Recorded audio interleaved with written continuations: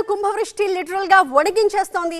వరంగల్, నిజామాబాద్, నల్లగొండ, వికారాబాద్లో జోరు వర్షం కురిసింది. నిజామాబాద్ జిల్లా వేల్పూర్లో 46 సెంటీమీటర్ల రికార్డ్ స్థాయి వర్షపాతం నమోదైంది. ఇక వరంగల్ విషయానికి వస్తే అక్కడ వరద నీటిలో ఒక లారీ చిక్కుకుపోయింది. దీంతో పొంగి పొర్లుతున్న ఆ వాగులు, వంకల్లో నుంచి ఆ లారీని జాగ్రత్తగా బయటికి తీసుకొచ్చి కాపాడడం అధికారులకు కత్తి మీద సాములా మారింది. వరంగల్ జిల్లాలో ఎడతెరిపి లేకుండా వర్షం కురుస్తోంది.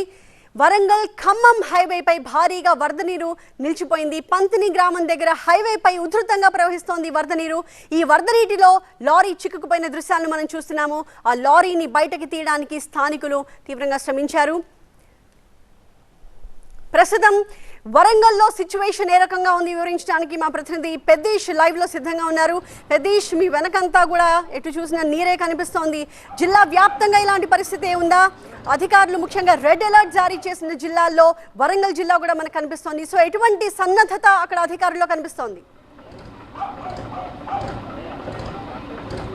ఎస్, ఎగ్జాక్ట్లీ ఆకాశానికి చిల్లు పడిందా అన్నట్లుగా నిన్నటి నుండి ఎడతెరిపి లేకుండా కురుస్తున్న కుండపోత వర్షాల నేపథ్యంలో చాలా లోతట్టు ప్రాంతాలు ఈ విధంగా చెరువులను తలపిస్తున్నాయి.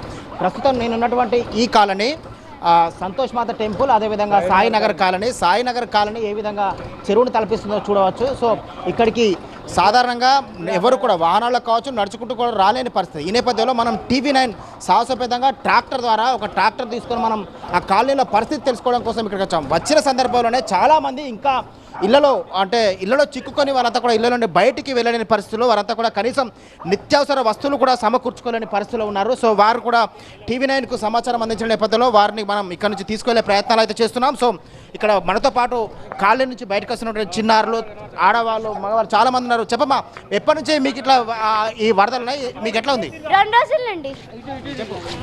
2 రోజుల నుండి అంటే ఎవరు నచ్చిన దగ్గరికి ఎవరు రాలేదండి, ఎవరు రాలేదు. ఫ్లడ్ ఎప్పటి నుంచి వస్తుంది? 2 డేస్ నుంచి వస్తుంది. మరి ఎట్లా మీకు నిత్యావసర వస్తువులు ఇట్లా? నిత్యావసరాలు ఇట్లానే ఉంటున్నాం మేము. ఏం చేస్తాం, కరెంట్ లేదు, నీళ్ళు లేవు, మోటార్ లేకపోవడం అన్నీ ఇట్లనే ఉండి ఇప్పుడు హెల్ప్ చేస్తున్నారు కాబట్టి వస్తున్నాం.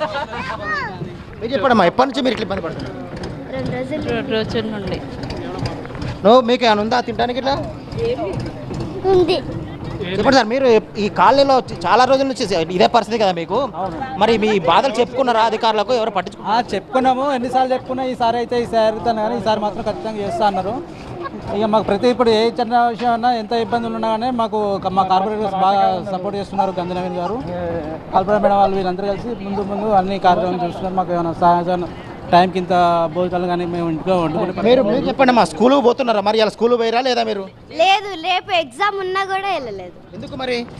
వాటర్ ఉన్నాయిగా, వాటర్ ఉండడం వల్ల ఎలా వెళ్ళాలి? ఎవరు మిమ్మల్ని బయటకు నిన్నటి నుంచి అక్కడ ఉన్నారా? ఎవరు తీసుకోలేదు?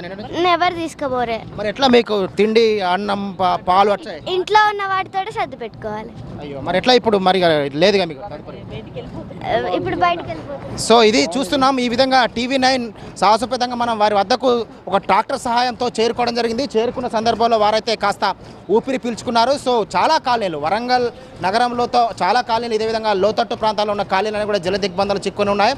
ఆ కాలనీలకు ఒక్కొక్కరు చూస్తే అనిపిస్తుంది అంతా కూడా నిర్మానుషంగా, ఇట్లా కూడా లైట్ వెలగడం లేదంటే వాళ్ళంతా ఇప్పటికే పునరావాస కేంద్రాలకు వెళ్ళిపోయారన్నమాట. సో మిగిలిన వారు కూడా అక్కడక్కడ మిగిలిన వారందరినీ కూడా మనం ఇప్పుడు TV9 సాహసోపేతంగా అక్కడికి వెళ్ళి ఈ ట్రాక్టర్ సహాయంతో వారందరినీ కూడా పునరావాస కేంద్రాలకు తరలించే ప్రయత్నాలు అయితే చేస్తున్నాం. వారంతా కూడా నిన్నటి నుండి కనీసం కరెంటు లేదు, తినడానికి తిండి లేని పరిస్థితులు ఆహాకారాలు చేసిన వారంతా కూడా ఇప్పుడు కాస్త ఊపిరి పీల్చుకొని TV9 కూడా కృతజ్ఞతలు చెప్తున్నారు. Right, that's really good job Peddish. Thank you so much for those